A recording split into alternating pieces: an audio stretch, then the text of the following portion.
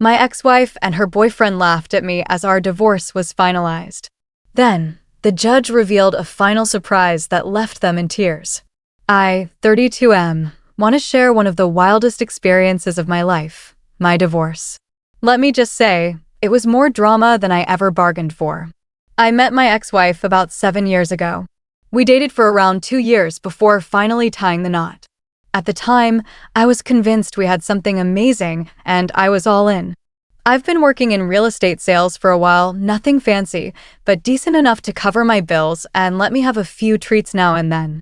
Meanwhile, she worked part-time at a local boutique before we got married. But after the wedding, she pretty much decided to take a long break and find herself. I tried to be supportive because I assumed she'd eventually figure out what she really wanted to do with her life. At first, I didn't see any huge red flags. We moved into a small house that I bought with my own money before the wedding. My father co-signed the loan just to help me get a better interest, but all the monthly payments came straight out of my pocket. My father and mother both liked my ex-wife early on. She'd hang out with my mother, chat about clothes or local gossip, and she discussed sports with my father during the big games. She seemed outgoing and friendly. My sister, who's a couple years younger than me, was a bit more cautious. She told me once that my ex-wife seemed too focused on what she could get out of the relationship. But I shrugged it off because I loved her and thought we'd be a solid team. Months passed, and things started to shift. She began going out late at night, claiming she needed space or was with some friends I'd never even heard of. She'd come back in the early morning hours and act like I was the one being dramatic for asking simple questions. I tried to give her room, thinking maybe she was stressed from not working and feeling stuck at home. But my gut kept telling me something else was going on. My sister also noticed the change in her attitude. She said that whenever my ex-wife visited, she seemed distant, like her mind was somewhere else. One night, my ex-wife came home at 2 a.m. I was waiting up in the living room, worry-sick. The second she walked in, she looked surprised that I was awake. I asked her where she'd been, and she got all defensive, yelling about how I was controlling and paranoid. She stormed into our bedroom, slammed the door, and left me sitting alone, feeling confused as hell. The next morning, she acted like nothing had happened. She didn't apologize or explain. She just moved on, as if I was supposed to forget about it. Eventually, the suspicion got to me. One day, I saw her phone lying on the kitchen counter while she was in the shower, and I glanced at it. I know some people say never snoop on your partner's phone, but given how things were, I couldn't help it. And there it was, messages that made it very clear she was talking to some other guy in a way that went way beyond friendship. Let's just say the texts were graphic enough to kill off any lingering doubt I had. My heart sank.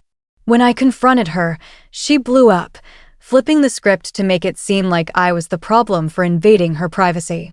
But deep down, I knew our relationship was basically done. We had an insane fight that night. She accused me of never supporting her dreams, which was ridiculous, because she never even told me what her dreams actually were. She said she felt smothered, even though I basically let her do whatever she wanted. I told her she was betraying me, and she didn't bother denying it. She left the house in a fury. I remember sitting at the dining table, staring at the walls, thinking how quickly everything had gone from bliss to chaos. The next few weeks were tense. She would stay out more often, sometimes not returning until the morning. We barely spoke. My father noticed I was in a foul mood and invited me over for dinner without her. That night, my mother, father, and sister all rallied around me, saying I deserved better and that I shouldn't let her walk all over me. They told me I might need to prepare for the possibility that our marriage was beyond repair. It hurt, but I knew they were right. A short time later, I discovered she'd actually moved in with this guy she'd been texting. I came home early one afternoon, hoping we could try to have a civil discussion, only to find her packing up some clothes while on the phone with someone, telling them to make space for her in the closet. I could feel my blood boiling, but oddly enough, I also felt a wave of relief. Like at least I knew the truth now. I told her to take whatever she wanted and just go. She shot me this look that was a mix of pity and annoyance, and then she left. After that, the official divorce process started. It was a complete nightmare. She quickly hired a lawyer, some hard one too. We had to follow the usual steps. In my state, there was a waiting period plus mediation sessions to see if we could settle. But there was no way I would settle for the kind of stuff she was demanding. She wanted half of everything. Half of my house, half of my savings, even half of my car's value. She was basically trying to bleed me dry. And her new boyfriend was right there with her at mediation, smirking as if they were about to cash a winning lottery ticket. My father and mother were furious, but they reminded me not to do anything rash. My sister was the one who was like, take the gloves off and burn them in court. I felt a mix of both approaches. Part of me wanted revenge, and part of me wanted to handle it with calm logic.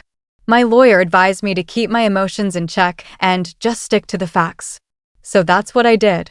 I gathered every receipt, every bank statement, every document showing I bought the house before the marriage.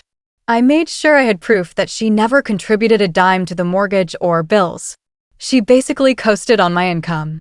The good news was, under U.S. law, assets you acquire before marriage can stay yours if you don't commingle them. And I had made sure to keep everything separate. My lawyer said we had a strong case. Still, every time we went to mediation, it was torture. She'd act all sweet and vulnerable in front of the mediator, claiming she had no idea what to do now and how she'd given up her career to be with me. Funny how she forgot she quit on her own and that she was basically living with another guy. Her boyfriend was even cockier, sometimes whispering remarks about how I'd soon be paying for their dream home. The arrogance was insane. Eventually, we reached the final stretch, a day in court where the judge would make the final decisions. Right before that, I got a message from her boyfriend on social media, taunting me that I'd be left with scraps. He even said something like, "I can't believe you're such a sucker, man. Thanks for setting us up." I screenshotted that and gave it to my lawyer. But I didn't engage him. I just blocked him and moved on. I knew that losing my cool could hurt me in court, so I tried to stay chill. The night before the final hearing, I was a complete wreck.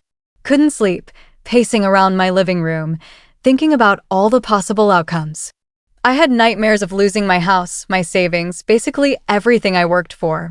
My father offered to drive me to the courthouse the next morning, and I took him up on it because it felt good to have support. We got there, and I saw my ex-wife and her boyfriend in the hallway, giggling like they were about to watch a comedy show. My lawyer met me, gave me a firm handshake, and we walked in together. The judge was no nonsense, which I found comforting.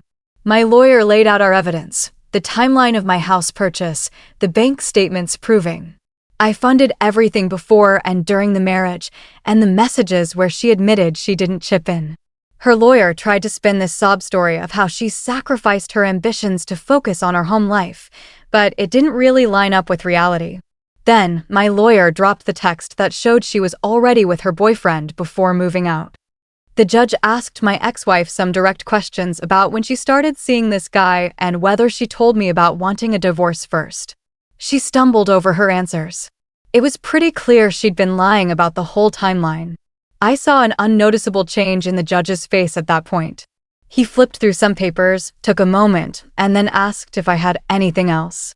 My lawyer reiterated that while I understood some minimal spousal support might be ordered because she was unemployed, it shouldn't be anywhere near half of my assets, especially given the short marriage and her lack of financial contribution. The judge nodded and said he needed a quick recess to finalize his decision. We left the courtroom. My ex-wife and her boyfriend stood off to one side, whispering. I overheard him saying something like, "Don't worry, babe, we got this." That made me grit my teeth, but I held it together. After what felt like an hour, but was probably just 15 minutes, we got called back in. My heart was pounding as the judge started talking. He went over the facts. Our marriage was short. I purchased the house before the wedding, and there was clear evidence she contributed little financially or domestically. Then he revealed his ruling. She would not get the 50% or more that she demanded. Instead, she'd receive a minimal settlement to help her get on her feet, plus short-term spousal support that would end quickly, especially given that she was already cohabiting with her boyfriend. The judge basically said she had another form of financial support, so she wasn't entirely helpless. The look on their faces was priceless. My ex-wife's jaw practically hit the floor, and her boyfriend suddenly lost that smug grin. She tried to protest, and her lawyer asked if the judge would reconsider. But the judge was like, "No, this is final." My lawyer gave me this tiny smile, and I felt relief flood my entire body. I could finally breathe. For once, justice went my way. When the session ended, we all stood up. My ex-wife darted over to me, muttering about how I wouldn't get away with this. I just told her the judge made the decision based on the evidence, and she needed to accept it. Her boyfriend looked like he wanted to start a fight, but my father stepped up. The boyfriend called me a loser under his breath, and I just said, "You're the one who lost today. Deal with it." He turned red and stormed off with her. Outside the courtroom, my father gave me a hug. My mother and sister were at home waiting for the news. My lawyer shook my hand and said this was one of those cases where everything lines up in favor of the person who is actually honest. We left the courthouse, and my father joked about grabbing a drink. You bet I took him up on it. On the ride back, I called my mother and sister, and they were thrilled. My sister was screaming about how awesome it felt to see those two get put in their place. I had so much adrenaline pumping through me, like I just won a championship game or something. A few days later, I heard from mutual acquaintances that my ex-wife was livid and convinced the judge was biased.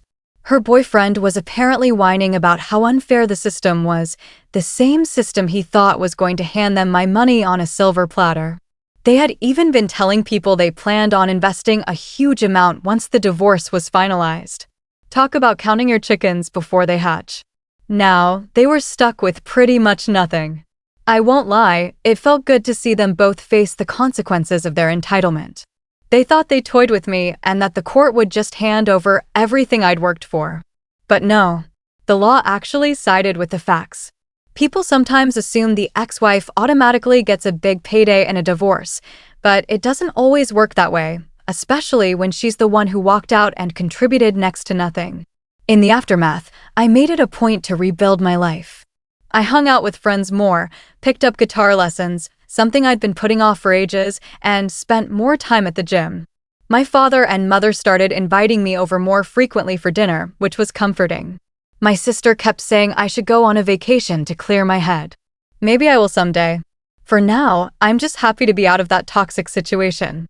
Looking back, I wish I had seen the red flags sooner, but I guess sometimes you have to learn the hard way. I gave my ex-wife everything I could. But she wanted more. She wanted to control the whole narrative, take my assets, and rub her new relationship in my face. It was like I was dealing with a completely different person from the one I married. But after seeing her meltdown in court and the tears she fought back when the judge announced her bare minimum settlement, I realized I was finally free. The actual settlement I ended up paying was pretty small compared to what she had demanded. The judge gave it an expiration date, given how short the marriage was and because she was living with a boyfriend. She got a few months of support, basically the legal system's version of, "Here's something so you can move on." As far as I'm concerned, it was a price I'd pay any day to get rid of that nightmare. I've heard through the grapevine that she and her boyfriend are having money problems now. They probably thought they'd be popping champagne with my hard-earned cash. But that door slammed shut in their faces. Let's just say I don't lose any sleep over it. They made their bed, and now they can lie in it. So yeah, that's how my divorce went from a complete show to one of the most satisfying moments of my life. My ex-wife and her boyfriend actually laughed at me in front of the judge, fully convinced they were about to score a windfall. But the judge took one look at the facts and made a final call that left them both speechless. Moral of the story, keep good records, stand up for yourself, and don't let entitled people run you over. Sometimes, life gives you the sweet payoff you deserve. And honestly, watching their faces when they realized they were only getting the bare minimum, that alone was worth everything I went through. All in all, I'm doing all right now. I've got my house, my savings, and a clean slate. Sure, I have a few scars from the experience, but I'd rather have those scars than be trapped in that train wreck of a marriage for another second. My father still teases me that I dodged a bullet, and my mother says she's never been prouder that I stood my ground. My sister cracks jokes about me writing a book someday. Maybe I will. But for now, I just wanted to share this story here, hoping it might help someone else realize that you don't have to roll over for people who think they can take you for a ride. If you're in a similar position, hang in there. Gather your proof. Trust the process. And remember that sometimes the best revenge is just watching your ex and their new partner realize they're not walking away with the jackpot they thought they had in the bag. So yeah, that's it. Thanks for reading if you made it this far. It's been a roller coaster, but I'm finally off the ride, and life is a hell of a lot better on solid ground.